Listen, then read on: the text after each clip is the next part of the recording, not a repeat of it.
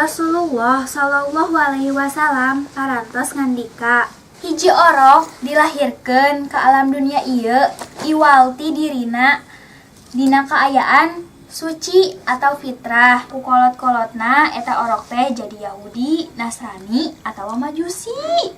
Tengekeun tuh lain nundutan wae bisi jadi dosa nyaho. Atuh kadengi ieu ge. Nah atuh peureum wae tunduh ih pagawean tengan sare wae. Aya naon eta cing keculis wae. Ieu geura ibu si Ita mah unggal ngaji teh nundutan wae. Wios atuh da bari ngabandungan. Ya Bu. Cing bieu naon anu dipidarkeun teh?